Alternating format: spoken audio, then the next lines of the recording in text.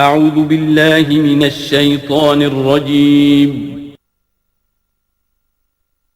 بسم الله الرحمن المنافقون قالوا نشهد إنك لرسول الله والله يعلم إنك لرسوله والله يشهد إن المنافقين لكاذبون اتخذوا أيمانهم جنة فصدوا عن سبيل الله إنهم ساء ما كانوا يعملون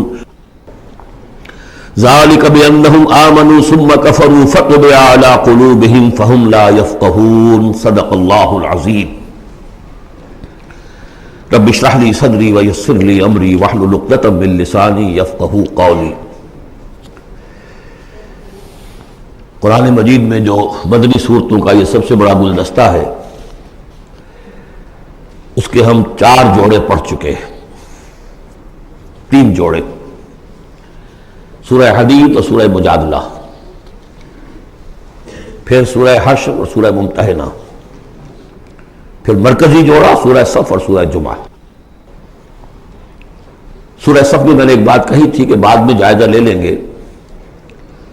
اگر تو ایمان حقیقی اور جہاد فی سبیل اللہ کا راستہ انسان اختیار کرے، وہ تجارت جو اللہ نے بتائی ہے، هل ادلکم علی تجارت تنجیکم من عذاب علیم، اس کا کیا حل ہے، کیا تجارت ہے؟ تؤمنون باللہ ورسولہ وتجاہدون فی سبیل اللہ باموالکم وانفسکم.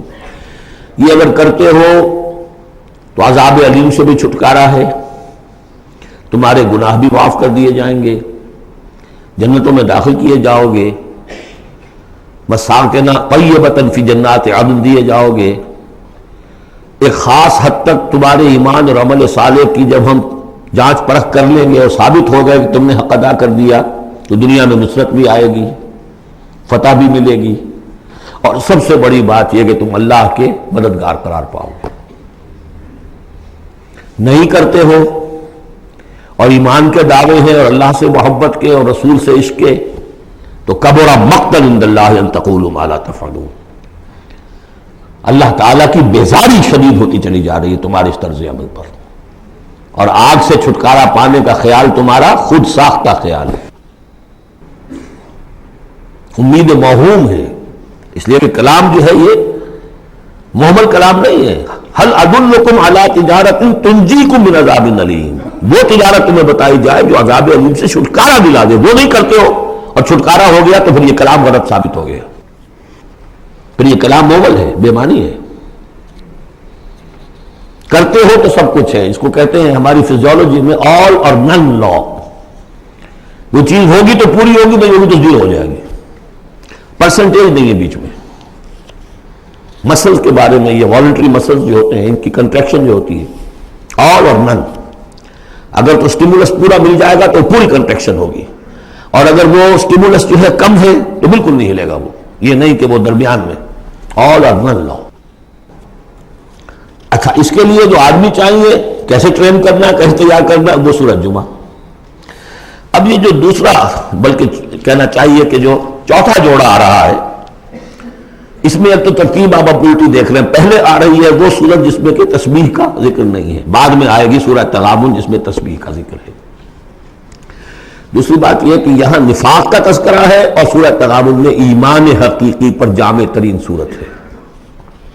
میں نے آپ کو پہلے بتایا تھا کہ وہ مباحث، اب نفاق کی جو بحثیں آئی ہیں سورہ نساء اور سورہ توبہ کا تو اکثر حصہ اس پر مشتمل ہے، اور بھی تقریباً تمام مدنی صورتوں کے اندر وہ ذکر موجود ہے. کہیں ذرا ڈھکا چھپا ہے جیسے سورہ بقرہ میں، کہیں کھلم کھلا ہے، اعلانیہ ہے. اسی طریقے سے ایمان کی بحثیں تو پوری مکی قرآن میں پھیلی ہوئی ہیں، اور اس کے بلکہ اور خلاصے نکال کر بہترین جو ہے مدنی قرآن میں بھی لکھ دیے گئے ہیں. آیات الآیات ہے، آیت الکرسی ہے. لیکن ایک خلاصہ 11 آیتوں پر مشتمل نفاق کی حقیقت پر یہ سورہ منافقون. یہ منفی ہے، مثبت شے کیا ہے؟ ایمان. 18 آیتوں پر مشتمل جامع ترین سورت قرآن حکیم کی ایمان کے موضوع پر سورہ تغابن.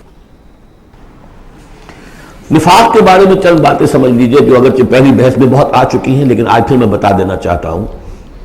نفاق کی 2 قسمیں.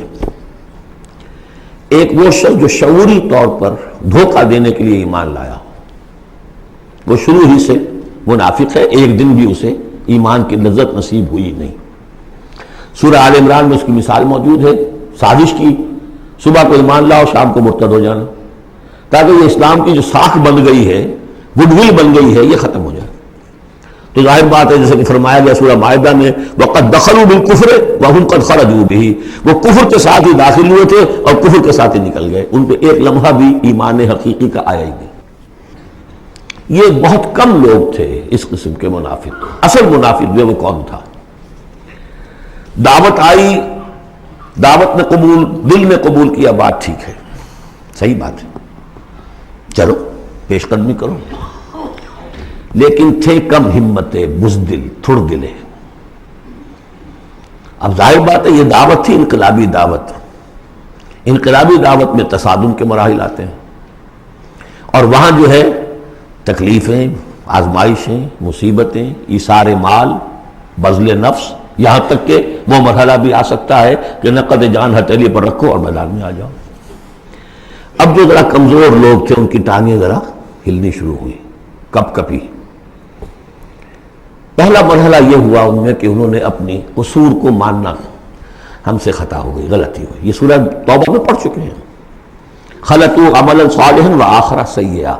اب یہ ہے کہ کسی اچھے کام بھی کر رہے ہیں، کسی کو کوئی برا کام بھی کر دیا، کبھی کوئی لبیک بھی کہہ دیا، کبھی کہیں کھسک گئے، لیکن اپنی غلطی مان لی کہ حضور ہم سے غلطی ہوئی، ہم کوئی جھوٹا بہانہ نہیں بناتے، آپ جو سزا چاہیں دے لیں، ہم حاضر ہیں۔ اس درجے کو کہیں گے ضعف ایمان، یہ نفاق نہیں ہے، ضعف ایمان۔ اگلا درجہ آتا ہے جب آدمی کی جو جھوٹی عزت نفس ہے، اخذت العزت بالاسم، وہ جھوٹی عزت نفس اسے کہتی کب تک مانو گے اپنی خطائیں، تو جھوٹا بہانہ کر دیا کرو، یہ تھا مسئلہ، وہ تھا مسئلہ، یوں تھا، ایسا تھا، خدا کی قسم نہیں، وہ تیسرا مرحلہ ہے۔ جھوٹا بہانہ جہاں شروع کیا نفاق شروع ہو، لہذا منافقین کے ذمن میں ہمیشہ آپ کذب کذب کذب، اس کو دیکھیں گے۔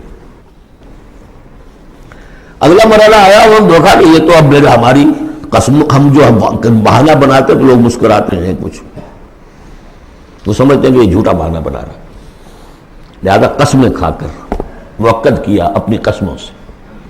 یہ سیکنڈ سٹیج میں ٹی وی آ گئی، نفاق کی T V in second stage, جھوٹا بہانہ فرسٹ سٹیج، جھوٹی قسم سیکنڈ سٹیج۔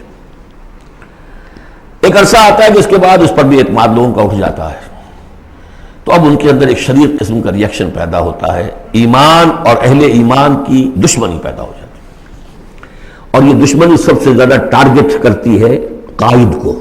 اس نے ہمارے لیے ساری مصیبت کھڑی کر دی، ہم آرام سے اپنے مدینے میں آباد تھے، رہ رہے تھے، یہ آ گیا، اس نے آ کر یہ سارا جو ہے معاملہ ہمارے لیے، بھائی کو بھائی سے جدا کر دیا، خاندانوں میں رفت پیدا کر دی، اب ہماری دوستیاں تھیں ان سے اوس اور خزرج کی دوستیاں تھیں، ان تمام یہودی قبائل سے ہمارے وہ سارے حلیفی تعلقات ٹوٹ گئے، تو وہ ساری دشمنی جو ہے اب یہ عداوت بن جاتی ہے اہل ایمان کی، اور خاص طور پر اہل ایمان کے قائد جو اس وقت کون تھے؟ محمد رسول اللہ۔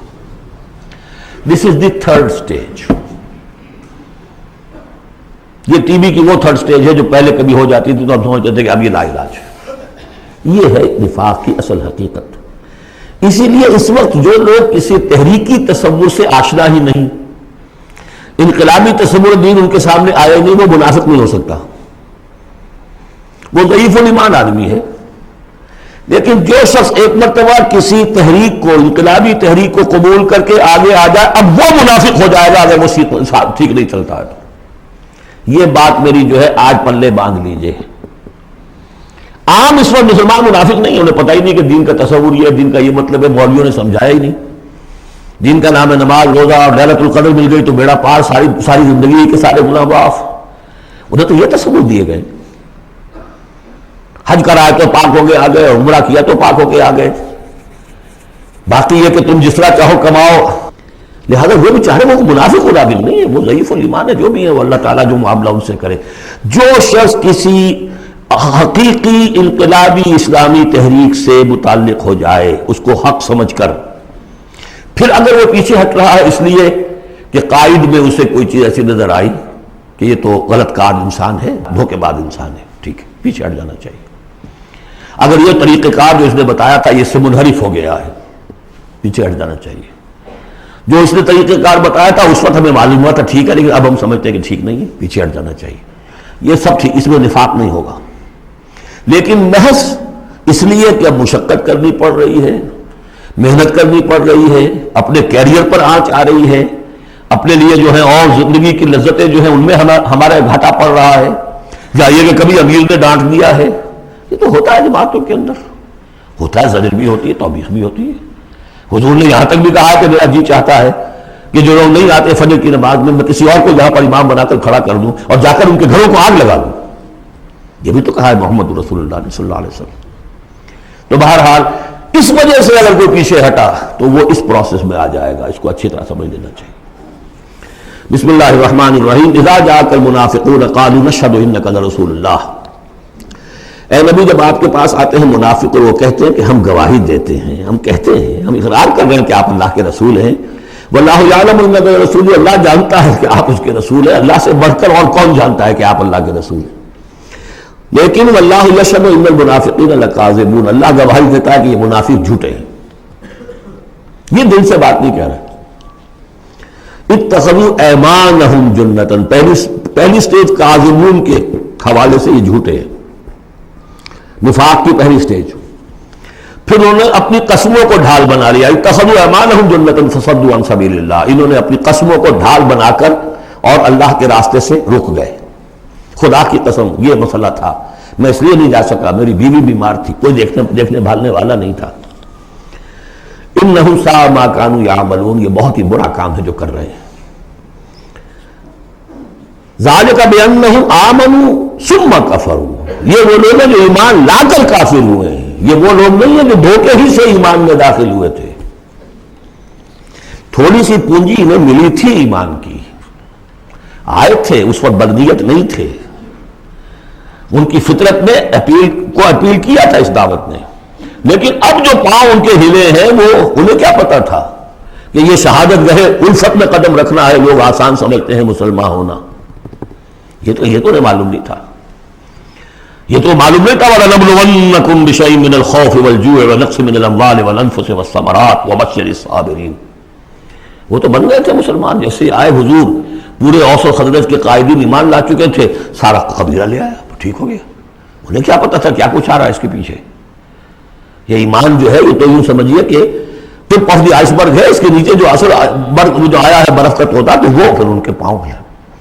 اس میں بھی جب تک اقرار ہو اپنے تقصیر کا تو وہ ذوف ایمان کہلائے گا، نفاق نہیں. خذ من اموالہم صدقۃ تطہرہم وتزکیہم بہا، ایسے لوگوں کا علاج بھی سورہ توبہ میں آ چکا ہے. لیکن جھوٹ بہانا پہلی منزل، جھوٹی قسم دوسری منزل، اور پھر عداوت آگے آئے گی چل کر اسی صورت میں. ذالک بانہم آمنوا ثم کفروا، یہ اس لیے کہ ایمان لائے پھر کفر کیا. فطبع علی قلوبہم، اب اللہ نے ان کے دلوں پر مہر کر دی ہے. فہم لا یفقہون، اب یہ تفقہ حقیقی تفقہ سے خالی ہو چکے. وَإِذَا رَأَيْتَهُمْ تُعْجِبُكَ أَجْسَامُهُمْ، جب اے نبی آپ انہیں دیکھتے ہیں ان کے جسم آپ کو بڑے اچھے لگتے ہیں، بڑے تن و توش والے. وَإِن يَقُولُوا تَسْمَعْ لِقَوْلِهِمْ، جب وہ آپ سے بات کرتے ہیں تو آپ بڑے غور سے سنتے ہیں. چودھری لوگ جو ہوئے، سرمایہ دار بھی ہوئے، چودھری بھی ہوئے، تو ان کی حیثیت ہے تو آپ توجہ سے سنتے ہیں ان کی بات. كَأَنَّهُمْ خُشُبٌ مُّسَنَّدَةٌ، اے نبی یہ تو ان سوکھی لکڑیوں کے مانند ہیں جو اپنے بل پر نہیں کھڑی ہوا کرتی، انہیں ٹیک لگا کر کھڑا کیا جاتا ہے. یحسبون کل صیحۃ علیہم، اندر سے اتنے بودے ہیں کہ ذرا سی آہٹ ہوتی ہے تو ان کی جان پر بن جاتی ہے. وہ سمجھتے ہیں کہ پھر آئی کوئی مصیبت، کہیں اور سے پھر شاید کوئی حملے کی خبر آ گئی ہے اور پھر کوئی جنگ ہوگی، پھر کہیں گے نکلو اللہ کی راہ میں. یحسبون کل صیحۃ علیہم، اپنے اوپر ہی سمجھتے ہیں ہر آہٹ کو. ہم العدو، یہ تیسری سٹیج ہے. یہ اب اصل دشمن یہ ہے. باہر کا دشمن جو آ رہا ہے ابو جہل لشکر لے کر یا ابو سفیان لشکر لے کر، وہ اتنا خطرناک نہیں اتنے کہ یہ ہے، یہ مارے آستین ہے، یہ اندر سے ڈنک مارنے والا. ہم العدو، اصل دشمن یہ ہے.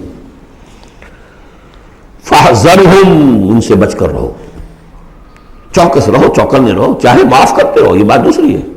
حضرت مسیح کا قول آپ کو سنا چکا ہوں کہ فاختہ کے مانند بے ضرر، لیکن سانپ کے مانند ہوشیار رہو. سانپ چوکنا کتنا ہوتا، لیکن سانپ ضرر بھی پہنچا دیتا ہے. تم چوکنے تو ویسے رہو جیسے سانپ ہوتا ہے، بے ضرر ایسے رہو جیسے کہ فاختہ ہوتی ہے. حضور کی یہی شان تھی.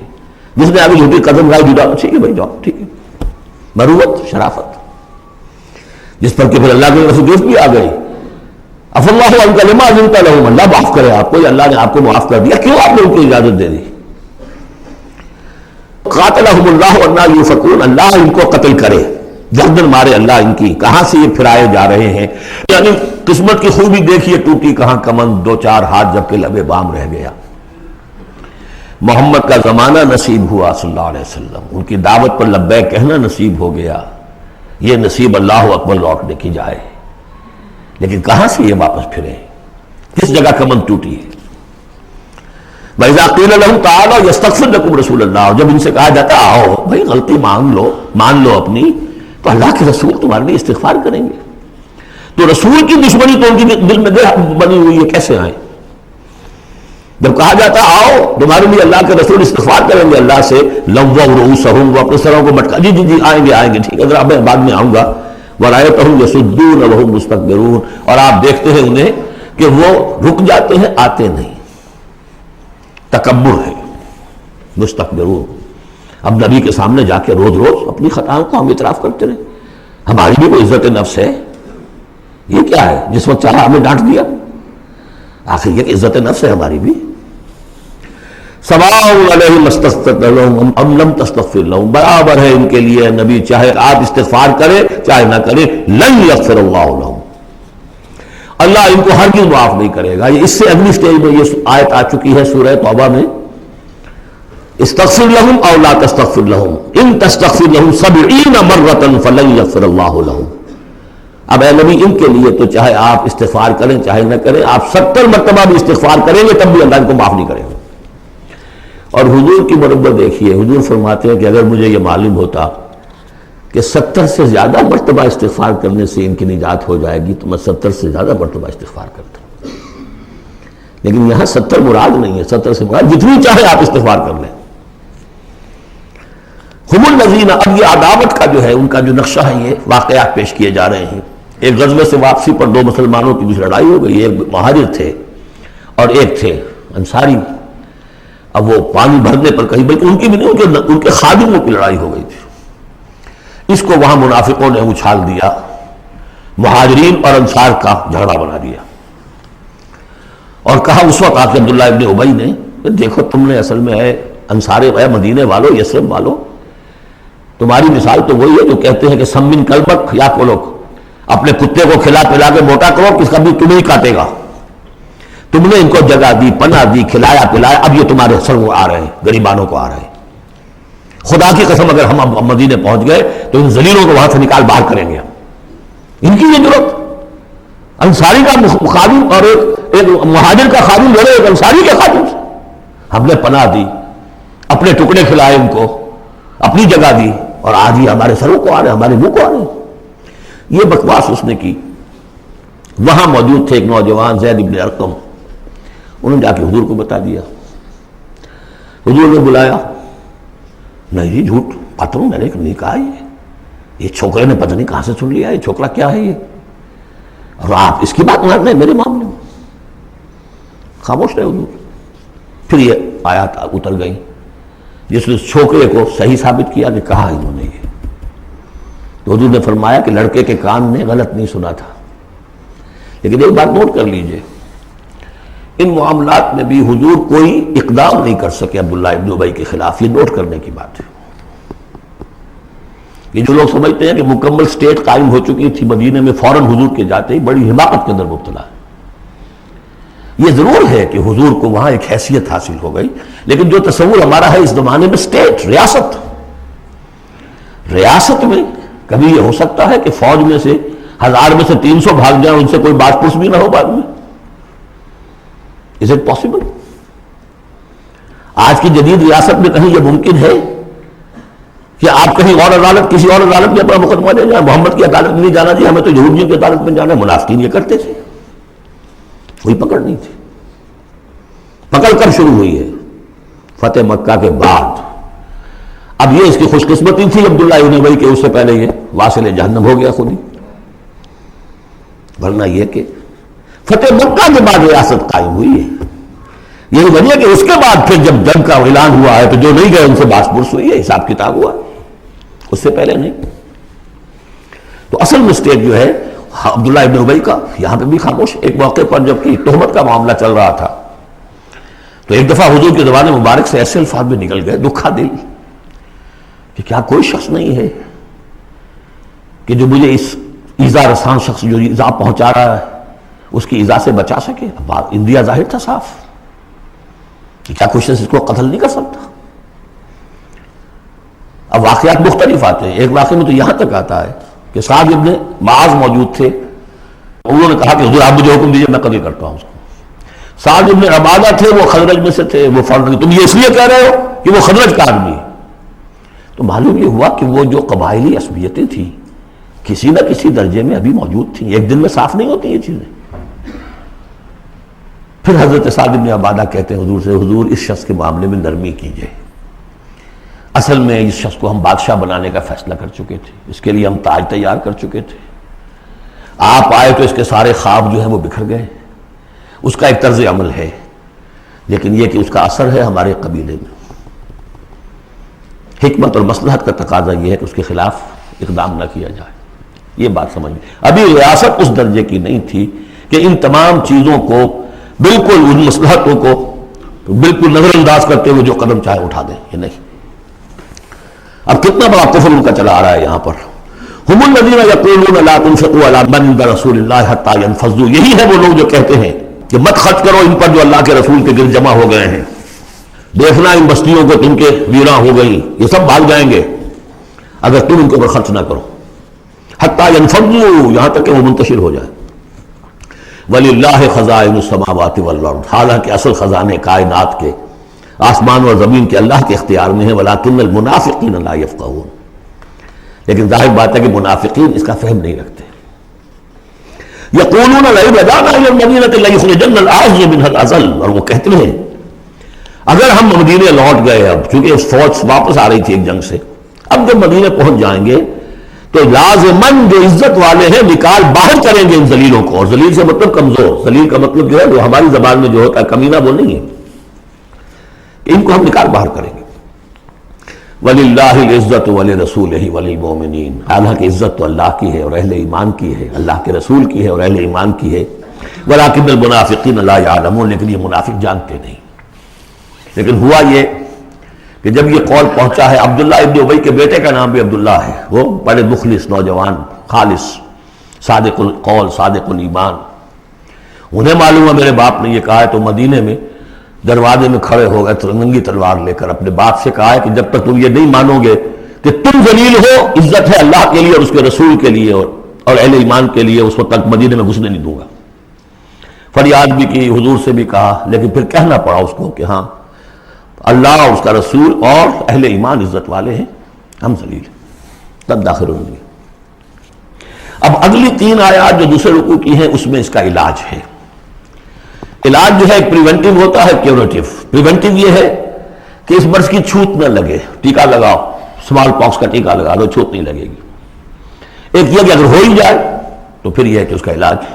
پریونٹیو کیا ہے؟ یا ایھا الذین آمنوا لا تلھکم اموالکم ولا اولادکم عن ذکر اللہ، اہل ایمان تمہیں غافل نہ کرنے پائیں تمہارے اموال اور تمہاری اولاد اللہ کی یاد سے۔ ومن یفعل ذلک فاولئک ھم الخاسرون، اور جو کچھ یہ کریں گے تو وہی خسارے میں رہیں گے۔ اب ذکر سے مراد صرف وہ ذکر نہ سمجھیے تسبیح، اللہ یاد رہے، اپنا فرض یاد رہے، آدمی چاق و چوبند رہے، اپنے فرض کی ادائیگی کے لیے کمر بستہ رہے، سب ذکر میں۔ جہاد سے غافل نہ کر دیں تمہارے مال اور اولاد، ان میں اتنا انہماک ہو جائے کہ وقت ہی نہیں، میں کیا کروں جی، وقت ہی نہیں۔ وقت کہاں سے آئے گا؟ آپ نے معبود بنا رکھا ہے اپنے سٹینڈرڈ آف لیونگ کو، سٹیٹس کو، سٹیٹس سمبل معبود ہے، اب اسی کو پوج رہے ہیں آپ صبح سے شام، اور رات کے اوقات میں بھی سوچ بچار اسی کی ہے، تب کہیں جا کر وہ سمبل جو ہے قائم رہتا ہے، تو کیسے ہوگا؟ اس کا جو ہے کیوریٹو ٹریٹمنٹ وہ کیا ہے؟ دیکھیے نفاق، الف اس میں ڈال دیجئے، انفاق یہ اس کا علاج ہے۔ انفاق، خرچ کرو، خرچ کرو۔ نفاق کا اصل سبب کیا ہے؟ دنیا کی محبت۔ دنیا کا محبت کا سب سے بڑا مظہر کیا ہے؟ مال کی محبت، اور علاج بالمثل یہ ہوگا مال نکالو، یہ ہے اس کی اصل علاج. جیسے سورہ حدید میں ہم نے پڑھا تھا کہ زمین کے اندر حل چلانا پڑے گا. حل کیا ہے؟ ان المصدقین والمصدقات واقرضوا اللہ قرضا حسنا یضاعف لهم ولهم اجر کریم والذین آمنوا باللہ ورسلہ اولئک هم الصادقون. یہ گند نکال دو دل سے، پھر ایمان کا بیج پڑے گا تو لہلائے گی کھیتی. پھر صدیقیت کی طرف جاؤ چاہے شہادت کی طرف. یہ تمہاری استاد تباہ ہے. وَأَنفِقُوا مِمَّا رَزَقْنَاكُم مِّن قَبْلِ أَن يَأْتِيَ أَحَدَكُمُ الْمَوْتُ. اور خرچ کر دو اس میں سے جو کچھ ہم نے تمہیں دیا ہے، اس سے پہلے کہ تم میں سے کسی کی موت کا وقت آئے. فَيَقُولَ، پھر وہ اس وقت کہے رب لولا أَخَّرْتَنِي إِلَىٰ أَجَلٍ قَرِيبٍ، پروردگار اسے ذرا کچھ دیر کے لیے مؤخر کر دے. فَأَصَّدَّقَ وَأَكُن مِّنَ الصَّالِحِينَ، تو میں بڑی تصدیق کروں گا اور خیرات و صدقات سارا کچھ دے دوں گا اور میں بالکل صالحین میں سے ہو جاؤں گا. وَلَن يُؤَخِّرَ اللَّهُ نَفْسًا إِذَا جَاءَ أَجَلُهَا، جب کسی جان کا وقت آ جائے گا، وقت معین، پھر اللہ اسے کسی صورت مؤخر نہیں کرے گا. قوموں کی اجل تو پھر بھی مؤخر ہوئی ہے، قوم یونس کی ہو گئی ہے، لیکن یہ کہ انفرادی اجل کبھی مؤخر نہیں ہوتی. وَاللَّهُ خَبِيرٌ بِمَا تَعْمَلُونَ، اور جو کچھ تم کر رہے ہو اللہ اس سے باخبر ہے. اب یہ تو تھا منفی نفاق. مثبت ہے ایمان. ایمان کے سلسلے میں دو باتیں سورہ حدید میں آئی تھیں. اب یہ پوری صورت، وہاں جو آیا تھا قتال اور جہاد اور حدید، یہ ساری چیزیں آئی تھیں نا، انزلنا الحدید اور انبیاء کی بعثت کا مقصد، وہ سارا مضمون سورہ صف میں آ چکا ہے. اس کے لیے کیسے انسان آئیں گے وہ سورہ جمعہ میں آ چکا ہے. سورہ حدید میں بھی آیا تھا هو الذی ينزل علی عبدہ آیات بینات لیخرجکم من الظلمات الی النور. وہی ہے اللہ جو نازل کر رہا ہے اپنے بندے پر آیات بینات تاکہ وہ نکالے تمہیں اندھیروں سے روشنی کی طرف. لیکن سورہ تغابن میں ایمانی مباحث میں جامع ترین صورت ہے. لیکن ایک بات یہ ہے کہ سورہ حدید کے بعد نمبر 2 میں سمجھتا ہوں کہ یہ سورہ مبارکہ بھی اللہ نے مجھے عطا کی. اس کے اسرار و رموز، اس کا نظم اس قدر واضح اللہ کے فضل و کرم سے ہے. آپ بھی نوٹ کر لیجیے، اس میں صرف اشارات ہو سکتے ہیں. 2 رکوع ہیں، 10 آیتیں اور 8 آیتیں. پہلے رکوع کی 10 آیتوں میں 7 آیتوں میں نریشن ہے ایمان کی، ایمان یہ ہے یہ ہے یہ ہے یہ ہے، اور 3 آیتوں میں بڑی زوردار دعوت ہے، بس لاؤ ایمان، مانو ان باتوں. دوسرے رکوع کی 8 آیتوں میں سے پہلے 3 میں ایمان کے ثمرات بیان ہوئے، پہلے 5 میں ایمان حقیقی اگر ہے تو اس کا یہ ثمرہ ہے، یہ ثمرہ ہے، یہ ثمرہ ہے. اس درخت میں اگر آم کا درخت صحت مند ہے تو آم لگتے ہیں کہ نہیں؟ تو ایمان کا درخت صحت مند ہے اگر تو اس میں کوئی ثمرات لگے ہوئے، کوئی پھل لگیں گے کہ نہیں؟ یا ٹھونڈی ہے؟ تو وہ درخت، وہ پھل کون سے ہیں؟ کچھ داخلی پھل ہیں جو انسان کے اندر کھلتے ہیں پھول، کچھ باہر ہیں جو ظاہر ہوتے ہیں. اور پھر آخر میں 3 آیتوں میں زوردار دعوت ہے کہ ان تقاضوں کو پورا کرو. بسم اللہ الرحمن الرحیم. یسبح للہ ما فی السماوات و ما فی الارض. یہ تیسری مرتبہ یسبح آ گیا. ایک مرتبہ سورہ جمعہ میں، ایک مرتبہ سورہ حشر میں آ چکا تھا. یسبح لہ ما فی السماوات والارض، وما فی کے تکرار کے بغیر. دوسری مرتبہ سورہ جمعہ کے شروع میں، تیسری مرتبہ اطلاق. لہ الملک و لہ الحمد. اب یہ ساری چیزیں آ چکی ہیں سورہ حدید کے اندر. بادشاہی بھی اسی کی ہے، حمد بھی اسی کے لیے. وَهُوَ عَلَىٰ كُلِّ شَيْءٍ قَدِيرٌ، وہ ہر چیز پر قادر ہے. هُوَ الَّذِي خَلَقَكُمْ، اسی نے تمہیں بنایا ہے نا. فَمِنْكُمْ كَافِرٌ وَمِنْكُمْ مُؤْمِنٌ. تو کتنی عجیب بات ہے کہ تم میں سے کوئی مومن ہے کوئی کافر ہے. بنانے والا تو سب کا ایک ہے. سب کو مومن ہونا چاہیے، سب کو اس کا شکر گزار ہونا چاہیے، سب کو اس کے سامنے جھکنا چاہیے. لیکن واقعہ یہی ہے، هُوَ الَّذِي خَلَقَكُمْ، اس نے بنایا تم سب کو. فَمِنْكُمْ كَافِرٌ وَمِنْكُمْ مُؤْمِنٌ وَاللَّهُ بِمَا تَعْمَلُونَ بَصِيرٌ. اور جو کچھ تم کر رہے ہو اللہ دیکھ رہا ہے. اس میں بڑا ایک جو سمجھیے کہ بڑی دھمکی ہے، اللہ دیکھ رہا ہے. یعنی یہ کہ جو بھی اس کی مخلوق میں سے اس کا کفر کرے پھر اس کے ساتھ وہ نمٹے گا اس سے. وَاللَّهُ بِمَا تَعْمَلُونَ بَصِيرٌ. ہم تمہیں دیکھ رہے ہیں، تمہاری حرکتیں ہماری نگاہ میں ہیں. کیا مطلب ہوتا ہے اس کا؟ خلق السماوات والارض بالحق، اس نے آسمان اور زمین پیدا کیے ہیں ایک پرپس کے ساتھ. باطل نہیں ہے یہ تخلیق، عبث نہیں ہے یہ تخلیق، حق کے ساتھ، با مقصد، با نتیجہ. اور خاص طور پر تم اس کی کریشن کا کلائمیکس. وَصَوَّرَكُمْ فَأَحْسَنَ صُوَرَكُمْ. اور تمہاری جو نقشہ کشی کی ہے تو کتنی عمدہ کی ہے. انسان کا جسم، اس کا اریکٹ پوسچر، پھر کس طریقے سے جو اس میں جنسیں بنائی گئی ہیں، کس قدر کامل ہم آہنگی ہوتی ہے، پھر چہرے پہ جو نقش و نگار ہیں، ایک ایک چیز پر غور کرو. فصورکم واحسن صورکم، بہترین صورت بنائی تمہاری. وَإِلَيْهِ الْمَصِيرُ، اسی کی طرف لوٹ کر بھی آنا ہے. یہ سب کچھ بنا کر ایسے نہیں چھوڑ دیا تمہیں. تم اتنی گھٹیا شے نہیں ہو کہ بس اٹھا کے پھینک دی، نہ کھلونا ہو کہ کھیلے اور بس اس کے بعد یہ اٹھتا گیا. یہ ایک سیریس کریشن ہے، پرپسفل ہے، نتیجہ نکلے گا. اب دیکھیے ایک آیت میں جمع کیا ہے وہ تمام جو ایمانیات، ایمان بالعلم، علم خداوندی کا جو ایمان ہمارا ہونا چاہیے. آپ کو کئی کئی آیتوں میں ملے گا قرآن میں بہت سے مقامات پر. یہاں ایک میں 3 ڈائمنشنز دی ہیں. یعلم ما فی السماوات والارض، ایک ڈائمنشن، وہ جانتا ہے جو کچھ آسمان میں ہے جو کچھ زمین میں ہے. کیا باقی رہ گیا؟ لیکن سیکنڈ ڈائمنشن وَيَعْلَمُ مَا تُسِرُّونَ وَمَا تُعْلِنُونَ، وہ بھی جانتا ہے جو تم چھپاتے ہو اور وہ بھی جانتا ہے جو تم ظاہر کرتے ہو. تیسری ڈائمنشن اور آئی وَاللَّهُ عَلِيمٌ بِذَاتِ الصُّدُورِ، سینوں کے اندر جو کچھ ہے وہ تم ہے وہ بھی اللہ جانتا ہے. میں کافی عرصے تک متردد رہا کہ یہ تو پھر تکرار ہو گئی، جو کچھ ہم چھپاتے ہیں وہی ہمارے سینے میں ہے نا، اور تکرار محض کلام کا عیب ہے. یقیناً یہاں کوئی اور بات ہونی چاہیے. تو جب انکشاف ہوا کہ اس سے مطلب ہے even your sub conscious mind which even you don't know yourself what is lurking in the subconscious mind، تمہارے تحت الشعور کے اندر جو طوفان اٹھتے رہتے ہیں یہ تو ہم اس سے بھی واقف ہے. He knows you through and through، وہ تمہارے جین سے واقف ہے. هو عالم بكم اذ انتم اجنة في بطون امهاتكم، اپنی ماؤں کے پیٹ میں جنین کی شکل میں تھے، اللہ تب بھی جانتا تھا تمہیں. تو وہ تو تمہارے سب کانشیس مائنڈ، تم نہیں بات جانتے نہیں، تمہیں نہیں معلوم. تم بسا اوقات دھوکہ کھا جاتے ہو، تمہارا تحت الشعور جو ہے وہ تمہیں دھوکہ دیتا ہے، لیکن اللہ اس سے بھی واقف ہے. الم یاتکم نبأ، اب 4 آیتیں ہو گئی ایمان باللہ پر، اگرچہ اسی میں مضمر ہے ایمان بالآخرہ بھی، بعد بھی. 2 آیتیں ایمان باللہ پر. الم یاتکم نبأ الذین کفروا من قبل، کیا تمہارے پاس خبریں آج نہیں چکی ہیں ان لوگوں کی جنہوں نے کفر کیا تھا پہلے؟ قوم نوح، قوم ہود، قوم صالح، پورا مکی قرآن پڑھ چکے ہو نا. اب تو ہم نزول کے اعتبار سے بھی بات کہہ سکتے ہو، اب اپنے اس دورہ قرآن کے اعتبار سے بات کہہ سکتے ہیں، سارا مکی قرآن پڑھ ہی لیا تقریباً. الم یاتکم نبأ الذین کفروا من قبل، کیا آ نہیں چکی تمہارے پاس خبریں ان کی جنہوں نے کفر کیا تھا پہلے؟ اب اس کا تجزیہ کیا ہے. فذاقوا وبال امرہم، انہوں نے اپنے معاملے کی سزا چکھ لی، دنیا میں ہلاک کر دی گئی. وَلَهُمْ عَذَابٌ علیم، اور ابھی ان کے لیے عذاب علیم منتظر بھی ہے. ابھی تو عالم برزخ میں ہے نا، عذاب علیم جو آخرت کا ہے وہ تو ابھی منتظر ہے. اعد اللہ لہم عذابا علیما، اللہ تیار کر کے رکھا ہوا ہے.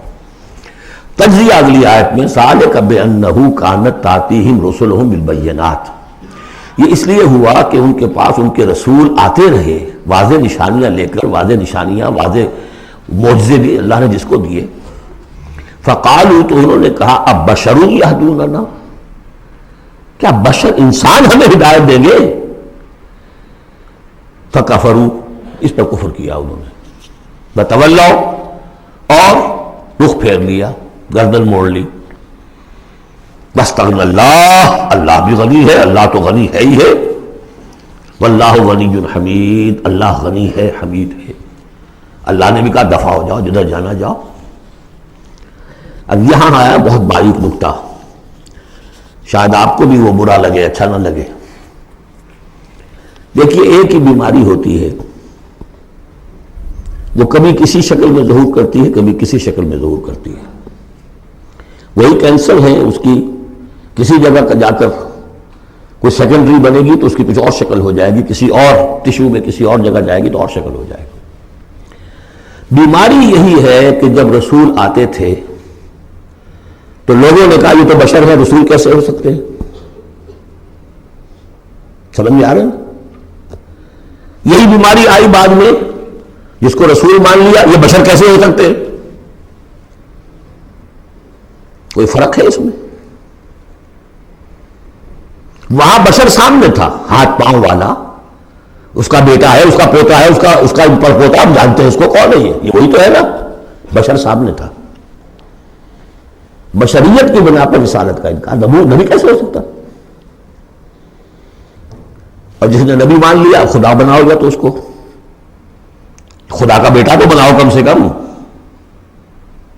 اور نہیں تو کم سے کم بشریت سے تو نکالو اس کو۔ ایک ہی مرض ہے، ایک ہی مرض ہے۔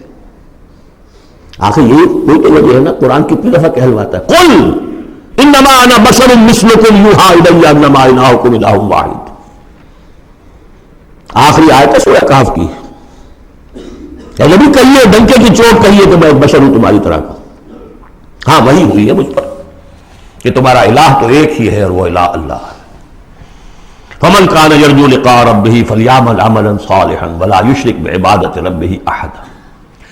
البتہ ایک دوسری انتہا بھی ہمارے ہاں ہے، کچھ لوگوں نے اس نقطے کو ایمفیسائز کرنے کے لیے، جیسے ہم بھی کبھی کسی بات پر زور دینے میں کبھی کوئی لفظ ذرا مناسب سے ہٹ کر غیر مناسب لفظ ہم استعمال کر بیٹھتے ہیں۔ ہمارے بزرگوں سے بھی ہوا، کسی نے کہا بڑے بھائی بنا دیا، کسی نے کوئی اور مثال دے دی۔ ایسی بات بھی نہیں ہے۔ نبی کے بعض خصائص ایسے بھی ہیں کہ جو واقعتاً عام بشر کے نہیں ہیں۔ یہ حدیث بھی تو محمد رسول اللہ کی صلی اللہ علیہ وسلم، کہ جب آپ سے یہ شکایت کی لوگوں نے، حضور آپ صوم وصال رکھتے ہیں، ہمیں نہیں رکھنے دیتے، ہمیں منع کرتے ہیں آپ۔ صوم وصال یہ ہے کہ آج روزہ رکھا اور اس کو آج شام کو افطار نہیں کیا، پھر رات چل رہا ہے وہ روزہ، اگلا دن بھی، تو 2 دن کا صوم وصال ہو گیا، اگلی روز شام کو جا کے کھولا، یہ صوم وصال ہے۔ پھر 3 دن کا، 4 دن کا آپ تو رکھتے ہیں، ہمیں اجازت نہیں دیتے۔ فرمایا ایکم مثلی، تم میں سے کون مجھ جیسا ہے؟ ابھی تو عند ربی، میں اپنے رب کے پاس رات گزارتا ہوں، وہ یطعمنی ویسقین، وہ مجھے کھلاتا پلاتا ہے۔ تو بعض پہلو ہے، نبی اپنی پشت سے بھی دیکھتا تھا صلی اللہ علیہ وسلم، ہم تو نہیں دیکھتے۔ تو خصائص ہے۔ پھر نبی کو ساری سیر کرا دی گئی، آسمانوں کی، زمین کی۔ کہاں لے گئے؟ عند سدرۃ المنتہی، عندہا جنت المأویٰ، اذ یغشی السدرۃ ما یغشی ما زاغ البصر وما طغیٰ۔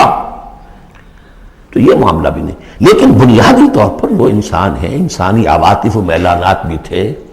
چوٹ لگتی تھی تو درد ہوتا تھا، زخم کا وار لگا ہے تو اس پہ سے خون کا فوارہ چھوٹا ہی چھوٹا ہے، بچہ فوت ہو رہا ہے تو آنکھوں میں آنسو آئے ہی آئے ہیں، کبھی بددعا بھی نکل گئی ہے۔ کیف یہدی اللہ قوما خضبوا وجہ نبیہم بالدم، سب پڑھ چکے ہیں ہم یہ پورا قرآن مجید میں۔ لیکن یہ ہے کہ رسالت کا انکار بر بنائے بشریت اور بشریت کا انکار بر بنائے رسالت، یہ دونوں چیزیں غلط ہیں، اور یہ ہم بدل ہیں۔ ذالک بأنہ کانت تأتیہم رسلہم بالبینات فقالوا بشر یہدوننا فکفروا وتولوا واستغنی اللہ واللہ غنی حکیم۔ اب ایک آیت میں آ رہی ہے ایمان بالآخرہ، زعم الذین کفروا، ذرا اس کے زور کا اندازہ کیجئے گا۔ زعم الذین کفروا ان لن یبعثوا، زوم ہو گیا ہے انہیں، غلط خیال ہو گیا ہے کہ وہ اٹھائے نہیں جائیں گے۔ قل، اب ذرا نوٹ کیجئے، بلا وربی لتبعثن ثم لتنبؤن بما عملتم، کہہ دو اے نبی کیوں نہیں، اور مجھے میرے رب کی قسم ہے۔ کون کھا رہا ہے قسم؟ محمد رسول اللہ صلی اللہ علیہ وسلم۔ لتبعثن، تم لازماً اٹھائے جاؤ گے، ثم لتنبؤن بما عملتم۔ یہ اس پر جو خطبہ تھا حضور کا پہلا خطبہ جو آپ نے دیا ہے بنو ہاشم کو دعوت میں، وہ میرے کتابچے میں موجود ہے، دعوت اللہ اردو میں اور کال ٹو اللہ انگریزی میں، اس کا متن موجود ہے، وہ ہے کہ اس کی شرح ہے۔ واللہ لتموتن کما تنامون ثم لتبعثن کما تستيقظون ثم لتجزون بالاحسان واحسانا، واللہ لتموتن کما تنامون، خدا کی قسم تم سب مر جاؤ گے جیسے روزانہ رات کو سو جاتے ہو، ثم لتبعثن کما تستيقظون، جیسے روزانہ صبح کو بیدار ہو جاتے ہو ایسے اٹھا لیے جاؤ گے قیامت کے دن، ثم لتحسبن بما تعملون، پھر تمہارا حساب کتاب لیا جائے گا جو تم نے عمل کیا ہے، ثم لتجزون بالاحسان احسانا وبالسوء سوءا، پھر بدلہ ملے گا بھلائی کا بدلہ برائی کا بدلہ، وانھا لجنۃ ابدا او لنار ابدا۔ قل بلا وربی لتبعثن ثم لتنبؤن بما عملتم وذلک علی اللہ یسیر، اور یہ اللہ پر بہت آسان ہے۔ 7 آیتیں پوری ہو گئی، 4 ذات و صفات، 2 رسالت، 1 آخرت۔ اب سنیے، فآمنوا باللہ، یہ فا بہت اہم ہے یہاں پر، بس ایمان لاؤ اللہ پر اور اس کے رسول پر، والنور الذی انزلنا، اس نور پر جو ہم نے نازل فرمایا، واللہ بما تعملون خبیر، جو کچھ تم کر رہے ہو اللہ اس سے باخبر ہے۔ اب یہاں دیکھیے ریورس ہو جائے گا آرڈر، ریشو پروپورشن۔ اب یہاں ایک آیت میں اللہ اور اس کے رسول کا ذکر آ گیا، اور اس میں بھی واللہ بما تعملون خبیر کے اندر آخرت کا ذکر ہے، اللہ باخبر ہے، تو اللہ کے پاس یہ ساری خبریں اس نے رکھی ہوئی ہے، کوئی ریسرچ، وہ تھیسس لکھنا ہے اس کو تمہیں سزا دینے کے لیے۔ لیکن اب 2 آیتیں آ رہی ہیں شاندار آخرت کے لیے، یوم یجمعکم لیوم الجمع ذالک یوم التغابن، جس دن کے وہ جمع کرے گا تمہیں، اس جمع ہونے والے دن وہ ہے ہار اور جیت کے فیصلے کا دن۔ جو اس وقت جیتا وہ جیت گیا، جو اس وقت ہارا وہ ہار گیا۔ یہ دنیا کی ہار و جیت کیا ہے؟ کچھ بھی نہیں۔ ایک ڈرامے کے اندر کوئی جیت گیا کوئی ہار گیا، نہ وہ جیت ہے اور نہ یہ ہار ہے۔ اصل جیتا وہ جو وہاں جیتا، اصل ہارا وہ جو وہاں ہارا۔ ذالک یوم التغابن، وہ ہے ہار اور جیت کے فیصلے کا دن۔ ومن یؤمن باللہ، جیت کس کی ہوگی؟ جو ایمان لائے اللہ پر، ویعمل صالحا، اور عمل کرے اچھے۔ اس کی تفصیل کچھ آگے آ جائے گی کیا کیا عمل کرنے ہیں۔ یکفر عنہ سیئاتہ، اللہ تعالیٰ اس سے اس کی برائیوں کو دور کر دے گا، ویدخلہ جنات تجری من تحتہا الانہار، اور ان باغات میں داخل کرے گا جن کے دامن میں ندیاں بہتی ہوں گی، خالدین فیہا ابدا، وہ رہیں گے اس میں ہمیشہ ہمیش۔ ذالک الفوز العظیم، یہ ہے بڑی کامیابی۔ والذین کفروا وکذبوا بآیاتنا اولئک اصحاب النار خالدین فیہا، اور جو لوگ انکار کریں گے اور تکذیب کریں گے ہماری آیات کی، وہ ہوں گے جہنمی اور رہیں گے اس میں ہمیشہ ہمیش، وبئس المصیر، اور یہ برا ٹھکانہ ہے۔ 10 آیات میں ایمانیات ثلاثہ کی بہترین جامع ترین تعبیر، تجزیہ، اور ایک زوردار دعوت ایمان، فآمنوا باللہ ورسولہ۔ اب جو 8 آیات ہیں 5 میں اب ثمرات ایمانی۔ پہلا ثمرہ کیا ہے؟ ما صاب من مصیبت الا باذن اللہ ومن یؤمن باللہ یہد قلبہ واللہ بکل شیء علیم۔ اگر اللہ پر ایمان حقیقت میں دل میں پیدا ہو گیا تو تمہیں معلوم ہے کہ پتہ تک جنبش نہیں کر سکتا جب تک کہ اللہ کا اذن نہ ہو۔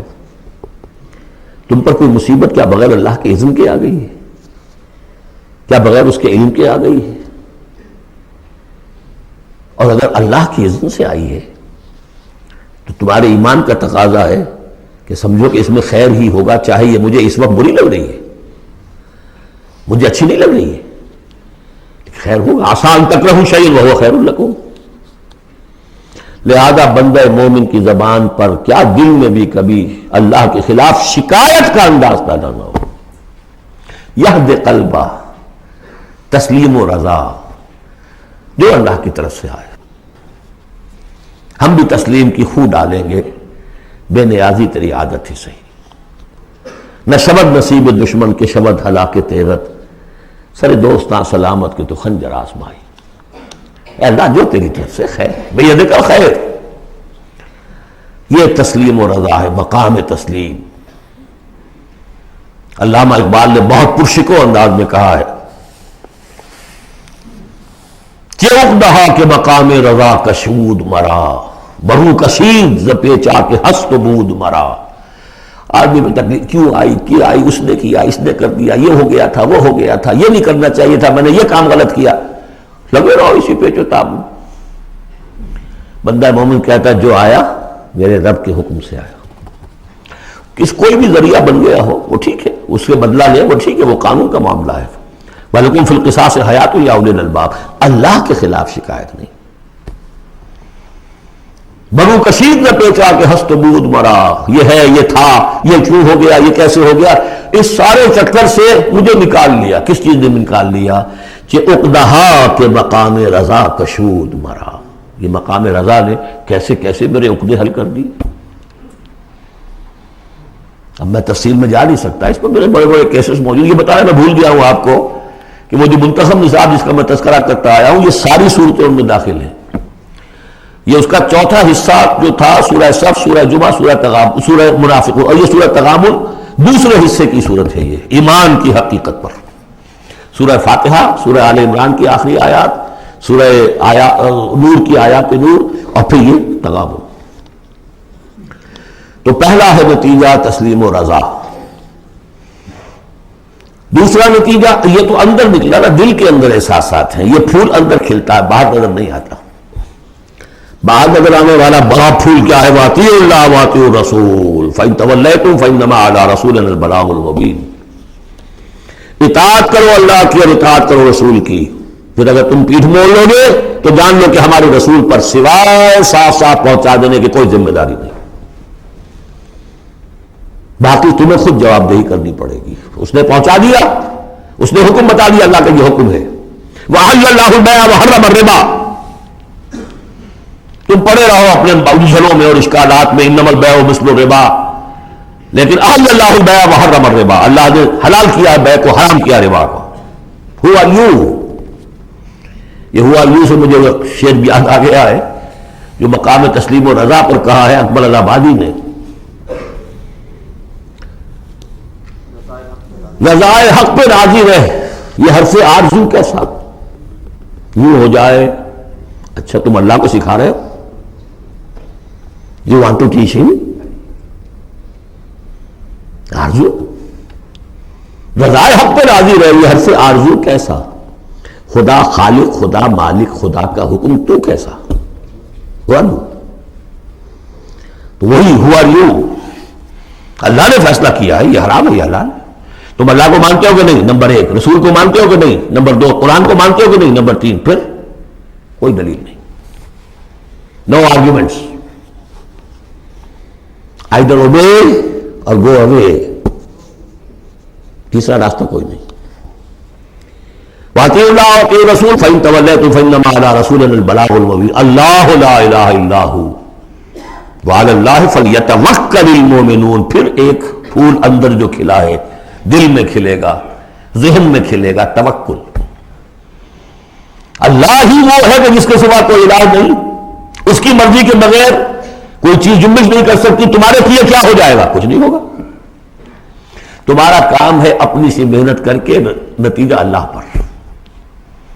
سارے وسائل موجود ہو تب بھی یہ نہ سمجھنا کہ یہ کام میں کر سکتا ہوں۔ گاڑی ہے، آج ہی ٹیوننگ بھی کرائی ہے، اس کے ٹینک بھی فل ہے، سب کچھ ٹھیک ہے، میں صبح ضرور جاؤں گا، نہیں جا سکتے۔ جب بھی یہ کہو گے ایمان سے دور ہو گئے۔ وَلَا تَقُولَنَّ لِشَيْءٍ إِنِّي فَاعِلٌ ذَلِكَ غَدًا إِلَّا أَن يَشَاءَ اللَّهُ، کبھی مت کہنا کہ یہ کام میں کل ضرور کروں گا، مگر انشاءاللہ کے ساتھ، اللہ چاہے گا تو ہوگا اور نہیں۔ اور سارے تمہارے پاس مسائل ہیں، تم کہو گے فتح ہی فتح ہے اب تو وہ حال ہو جائے گا جو غزوہ حنین میں ہوا تھا۔ اذ اعجبتکم کثرتکم، 12,000 کی تعداد، اور ایسی بھگدڑ مچی کہ چند 100 آدمی رہ گئے۔ یہ بھی بڑی محنت کر کے سید سلیمان ندوی صاحب نے کھود کریٹ کے نکالے ہیں کہ 300-400 آدمی تھے۔ استاد نے جو لکھا ہے شبلی نے، وہ تو یہ ہے کہ 30-40 مسلمان رہ گئے تھے صرف 12,000 میں سے۔ تیسرا یہ پھول ہو گیا اندر والا۔ اب چوتھا، بڑے خطرناک معاملات آ رہے ہیں، ذرا توجہ سے سنیے۔ یا ایھا الذین آمنوا ان من ازواجکم واولادکم عدوا لکم فاحذروہم۔ اے ایمان کے دارو، تمہاری بیویوں اور تمہاری اولاد میں سے تمہارے دشمن ہیں، ان سے اپنے آپ کو بچا کر رکھو۔ فاحذروہم، یہی ہم پڑھ چکے ہیں پہلے لفظ، حضور سے کہا گیا تھا ہم العدو فاحذرہم قاتلہم اللہ ولا یؤفکون۔ بیوی کی محبت ہے، بیوی کی فرمائش یہ ہے۔ اب میاں صاحب جو ہیں کیا کریں، مجبوری، بچوں کو اچھے سے اچھا تعلیم دینی ہے، حلال سے نہیں ہوتی، حرام سے۔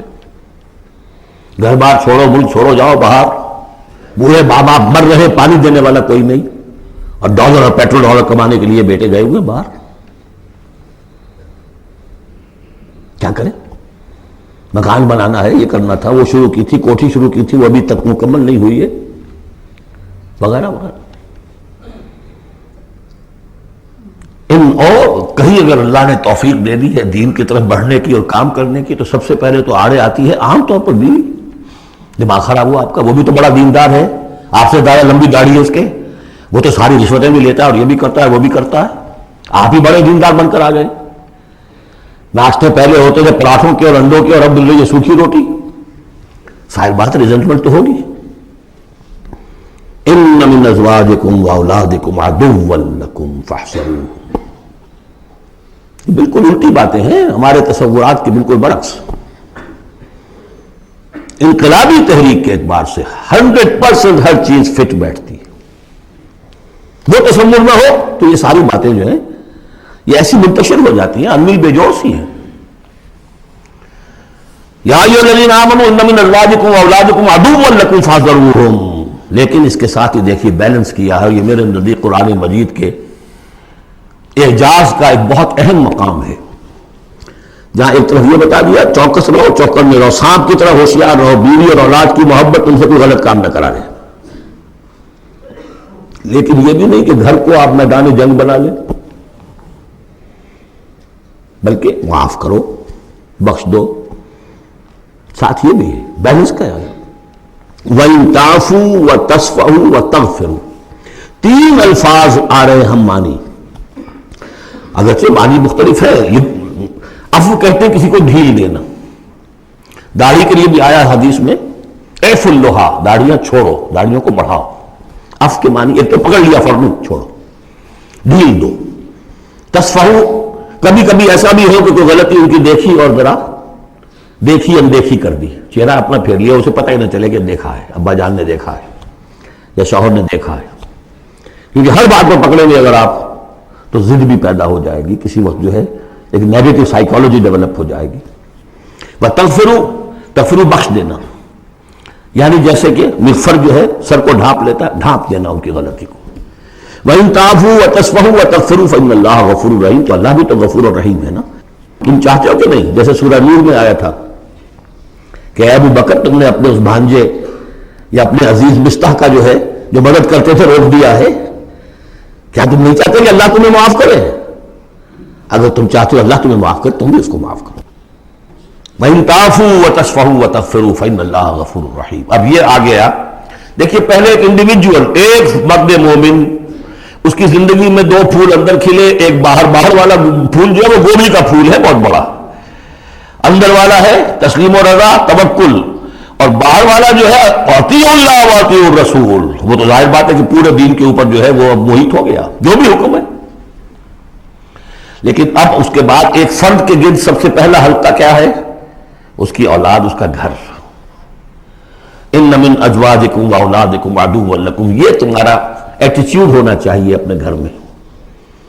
ایک طرف تو وہ جو طبعی محبتیں اللہ نے ڈالی ہوئی ہیں، کہیں وہ تم سے تمہاری منزل کھوٹی نہ کرا دیں، کہیں دین کے راستے میں بڑھنے سے رکاوٹ نہ بن جائے.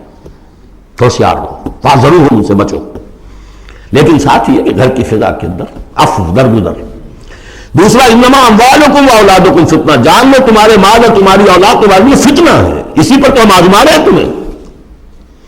زُيِّنَ لِلنَّاسِ حُبُّ الشَّهَوَاتِ مِنَ النِّسَاءِ وَالْبَنِينَ وَالْقَنَاطِيرِ الْمُقَنطَرَةِ مِنَ الذَّهَبِ وَالْفِضَّةِ وَالْخَيْلِ الْمُسَوَّمَةِ وَالْأَنْعَامِ وَالْحَرْثِ. یاد ہے کہ نہیں سورہ آل عمران کی آیت؟ اللہ نے یہ محبتیں ڈالی ہیں، تبھی تو امتحان ہے، آزمائش ہے. یہ محبتیں ہی نہ ہو تو سب کے سبھی اللہ کے بندے بن جائیں. دیکھنا تو یہی ہے کہ تم کس کس چیز کو، کس کس ریزسٹنس کو، کس کس ہرڈل کو عبور کر کے آ سکتے ہو ہمارے پاس. انہیں پتھروں پہ ہو کر اگر آ سکو تو آؤ. میرے گھر کے راستے میں کوئی کہکشاں نہیں ہے. جنت جو ہے وہ بہت ناپسندیدہ چیزوں سے گھیر دی گئی ہے. تو یہ اموال اولاد یہ تمہارے لیے فتنہ ہے. جانچے جا رہے. اولاد کو کیا بنانے کی فکر کی تھی تم نے؟ بندہ مومن بنانے کی فکر کی تھی یا ایک پیسہ کمانے والی مشین بنانے کی فکر کی تھی؟ اور اچھی طرح جان لیجئے کسی شخص کے دل میں ایمان کتنا ہے اس کا اصل انڈیکس وہ یہ ہے کہ وہ اپنی اولاد کو کیا بنا رہا ہے. اس نے خود کتنا ہی بہروپ جو ہے وہ بنا بیٹھا ہو، بہت بڑا عالم دین اور مسند نشین اور بہت بڑا صوفی اور بہت بڑا مرشد، لیکن یہ دیکھیے اس نے اپنی اولاد کو کیا بنانے کی کوشش کی ہے. اس کا اصل جو باطن ہے وہ وہاں نظر آئے گا، ویلیوز جو اس کے اندر ہے وہ وہاں نظر آئیں گے۔ اب آئی تیسری بات، انما اموالکم واولادکم فتنہ واللہ عندہ اجر عظیم، اللہ ہی کے پاس اجر عظیم ہے۔ اولاد سے بھی تم یہ نہ سمجھنا کہ تمہارے بڑھاپے کا سہارا بن جائے گا، یہ بھی کچھ پتہ نہیں، کیا پتہ یہی اولاد بڑھاپے میں ٹھوکریں بھی مارے، ٹھوکریں اگر پاؤں سے نہیں ماریں گے زبان سے ماریں گے، سینہ تان کر کھڑے ہو کر کہیں گے، باتیں کریں گے، ابا جان کیا آپ باتیں کرتے ہیں، دقیانوسی باتیں آپ کرتے ہیں، زمانہ بدل گیا، آپ کو کیا معلوم۔ لیکن اب آ رہا خلاصہ، فاتقوا اللہ ما استطعتم واسمعوا واطیعوا وانفقوا خیرا لانفسکم، اللہ کا تقوی اختیار حد امکان تک، اور سنو اور اطاعت کرو، سنو اور اطاعت کرو۔ اطیعوا الرسول تو پہلے آ چکا تھا، یہاں یہ کیوں کہا گیا، سوچا کبھی آپ نے؟ اس لیے کہ رسول کی اطاعت، رسول کے زمانے میں رسول کے امیر جس کو مقرر کیا اس کی اطاعت بھی تھی کہ نہیں؟ من اطاعنی فقد اطاع اللہ ومن عصانی فقد عصى اللہ ومن اطاع امیری فقد اطاعنی ومن عصى امیری فقد عصانی۔ غزوہ احد میں اصل جو معصیت ہوئی تھی، نافرمانی ہوئی تھی، وہ کمانڈر کی ہوئی تھی، جہاں سے کہ تیر انداز ان کے حکم کے باوجود، روکنے کے باوجود چلے گئے تھے۔ کیسے سزا دی اللہ نے۔ پھر حضور کے زمانے میں تو حضور سے آئندہ کون ہوں گے؟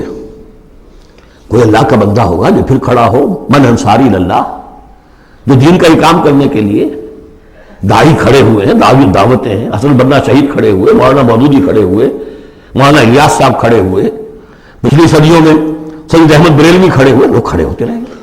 من انصاری اللہ، کون ہے جو میرے ساتھ ہاتھ بٹائے؟ اب آپ دیکھیے اس زمانے میں کون ہے، قبول کیجئے، فاسمعوا واطیعوا، پھر اس کا حکم سنیے اور مانیے، ڈسپلن پارٹی، ورنہ کیا ہوگا؟ کچھ بھی نہیں۔ عید آزادہ شکوہ ملک و دین اور عید محکومہ ہجوم مومنین، یہ 30 لاکھ کا ہجوم مومنین ہے جو حج میں ہوتا ہے۔ اگر یہ جماعت ایک ہوتی کسی ایک امیر کے نیچے 30 لاکھ کی، ایک امیر، عظیم الشان انقلاب۔ وانفقوا، اور خرچ کرو، خیرا لانفسکم، یہی تمہارے لیے خود اپنے لیے بہتر ہے، لگا دو جو بھی کچھ دیا ہے۔ وہی دیکھیے جہاں پہ سورہ حدید، آمنوا باللہ ورسولہ وانفقوا مما جعلکم مستخلفین فیہ فالذین آمنوا منکم وانفقوا لهم اجر کبیر ومن یوق شح نفسہ فاولئک هم المفلحون، اور جو اپنی جی کے لالچ سے بچا لیے گئے، بخل سے نجات پا گئے، وہی ہیں کہ جو اصل میں فلاح، آخری فلاح کو پہنچیں گے۔ ان تقرض اللہ قرضا حسنا، اگر تم اللہ کو قرض حسن دو، یضاعف لکم، وہ تو اس کو تمہارے لیے دگنا کرے گا، چوگنا کرے گا، 700 گنا کرے گا، فیغفر لکم، اور تمہیں بخش دے گا۔ واللہ شکور حلیم، اللہ شکور بھی ہے، حلیم بھی ہے۔ شکور اتنا ہے کہ تم جو بھی کچھ کرتے ہو قدر کرتا ہے کہ میرے بندے نے یہ کیا میرے لیے، اور حلیم اتنا ہے کہ تم نہیں بھی دیتے تو فوراً تمہاری گردن نہیں ناپتا، حلیم الطبع ہے۔ عالم الغیب والشہادہ، وہ جاننے والا ہے کھلے اور چھپے کا، تمہارے سامنے جو کچھ ہے وہ بھی اور جو تم سے غائب ہے اس کا بھی۔ العزیز الحکیم، یہ وہ صورت تھی جس کے شروع میں العزیز الحکیم نہیں آیا تھا، یہاں اختتام پر آ گیا ہے، وہ العزیز ہے الحکیم۔ بارک اللہ لی ولکم فی القرآن العظیم ونفعنی وإیاکم بالآیات والذکر الحکیم۔